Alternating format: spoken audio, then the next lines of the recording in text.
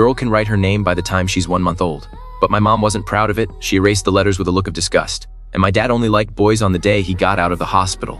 Dad was getting really impatient. He kept grumbling about how much money he was spending on his daughter. When was the car unlike a pile of trash? He drove his old used car down the road without a care in the world. When he got out of the car, her entire family went inside. It's shocking that the baby was left in the trunk. What kind of parents would do that? But the girl is a genius. By the age of 1, she could wash herself at 2. She learned to dress herself before she even started living with them, as her dad was busy selling. His mom dressed up fancy for a poker game, while his brother headed off to school. Madeline was home alone when she got hungry, where she prepared her own food with beets, 2 eggs, then add a spoonful of cake mix. After that, bake them at a high temperature.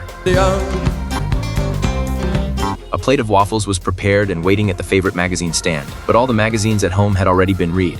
Her thirst for knowledge made her brave enough to ask her father for books, but he believed that watching TV was just as fun and a good way to learn. She didn't need to buy any books because her brother was patient and supported her. Matala didn't cry. She understood that she had to work hard to get what she wanted in this family. The next day, when her parents headed off to work, she opened book and found the library's address. It was 10 kilometers from home, but that didn't stop her from diving into a book as soon as she got to the library. She politely asked the janitor and then headed straight to the children's section. The administrator couldn't help but wonder why this adorable little one was all by themselves. She said quietly, perched alone on the sofa surrounded by books from Mer Stern, that this has been her greatest joy ever since she discovered the library. She reads every day with an insatiable thirst for knowledge.